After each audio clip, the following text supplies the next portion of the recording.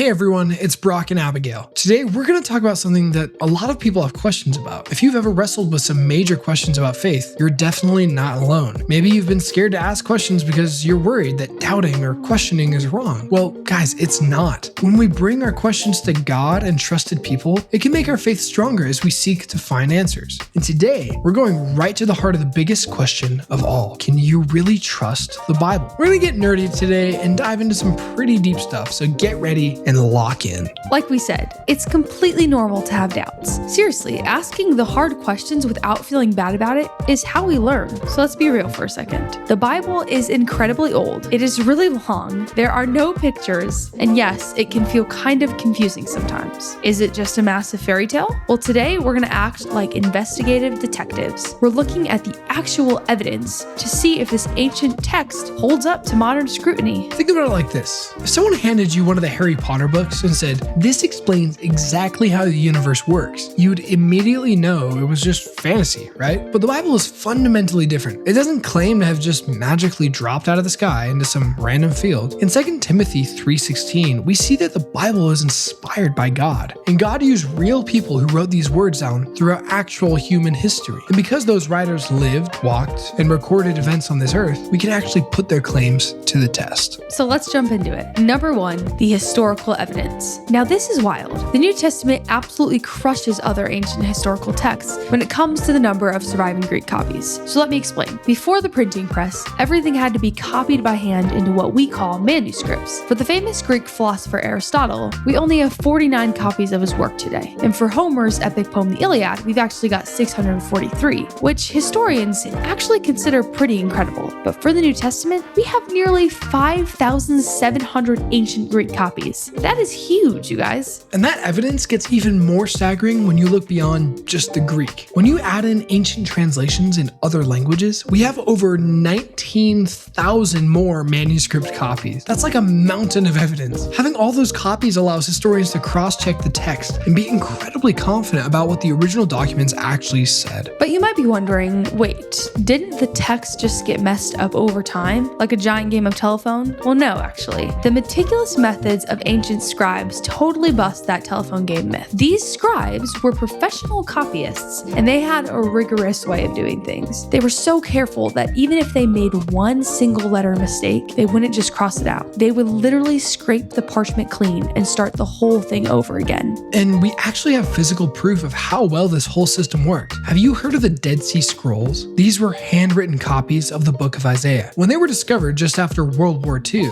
they proved that a massive 1,000-year gap in copies resulted in virtually perfect preservation. You see, before this discovery, the oldest copy of the book of Isaiah we had was from around 900 AD, but the Dead Sea Scrolls gave us a copy from around 100 BC. When experts put them side by side to see how much the text had changed over 1,000 years of hand copying, they found it was almost identical. Crazy, right? So that means that we can confidently trust that the Bible isn't just a game of telephone. What we have written down is what was written down years and years ago. Okay, moving on to archaeology. It might be a little more boring than the movies. Think of this as like a very slow, very tedious Indiana Jones adventure, mostly involving tiny brushes. But digging in the dirt consistently proves the Bible right. You see, if the Bible records real history, we should be able to find the actual civilizations it mentions buried right there in the sand. And guess what? We do. For a long time, critics actually thought certain biblical nations and kings were completely made up until modern science literally dug up their palaces and records in the Middle East. For example, if you go to the British Museum today, you can look at an ancient monument carved by an Assyrian king over 2,000 years ago. And etched right there in stone are the exact same kings of Israel that are listed in the Bible. Every time a new discovery is unearthed, it just continually supports the historical record. Which brings us to number 2, textual evidence. The Bible is made from 66 books written over a massive span of 1,500 years. Just try to imagine coordinating a single coherent story across 15 centuries of human history. You're dealing with different empires, wars, and completely different languages. On top of that, it was written by 40 entirely different authors. We're talking about a lineup ranging from powerful kings and highly educated scholars down to humble shepherds, a fisherman, tax collector, and a doctor. Most of these guys never even met each other. They lived in completely different cultures and social circumstances. Yet somehow, despite all of that, all 66 individual books miraculously fit together to tell one unified story, pointing straight to Jesus. From the very first pages of Genesis all the way to the final chapters of Revelation, the text tells one incredibly consistent narrative about God's plan to save humanity. Probably the clearest evidence of God being directly involved is fulfilled prophecy. Prophecy is basically just a fancy word for a prediction. Take this for example. The prophet Micah from the Old Testament predicted the exact little town of Bethlehem as the birthplace of the coming Messiah, Jesus. But here's the catch. Hundreds of years later, Jesus' mother Mary didn't even live in Bethlehem. So how did it happen? Well,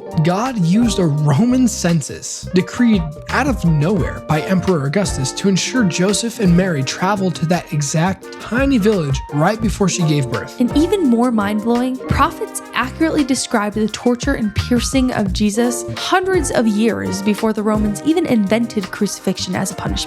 If you read Psalm 22 or Isaiah 53, which were written nearly 1,000 years before Jesus lived, they describe his hands and feet being pierced and his clothes being gambled for. It actually reads exactly like an eyewitness account from the New Testament, proving a level of prediction that goes way, way beyond human capability. All right, let's move on to number 3, the personal evidence. Because ultimately, the strongest argument for the Bible is what it actually does to the people who believe it. Let's look at the disciples. Take Peter. Logically, there's no way Peter goes from being a terrified fisherman to a bold leader, executed for his beliefs, unless he actually saw the resurrected Jesus. Remember, Peter was so scared on the night Jesus was arrested that he lied to a servant girl around a fire and denied even knowing him. Yet a short time later, he's boldly defying the authorities and ultimately gives up his life for his faith. People don't just die for a lie, especially when they were too scared to defend it just weeks prior. Similarly, look at Paul. Paul was a highly educated, super logical guy who threw away all of his worldly success to follow Christ. That simply makes no sense if it was all a fake story. I mean, Paul's literal life mission was to destroy and persecute the early Christians, but then he has an encounter with Jesus and everything completely changes. He flips sides, joins the very misfits he was trying to ruin, gives up his whole old life to live out fully for Jesus, and ends up writing a ton of the books in the New Testament. You don't throw away your entire life unless you've encountered something undeniably real. And hey, if you have doubts, you're in really good company with Thomas. He was a disciple who flat out refused to believe until he saw the proof himself, and then he ultimately died for that truth. Thomas literally said, "I will not believe this unless I see it with my own eyes." The coolest part, the Bible doesn't hide the failures, the fears,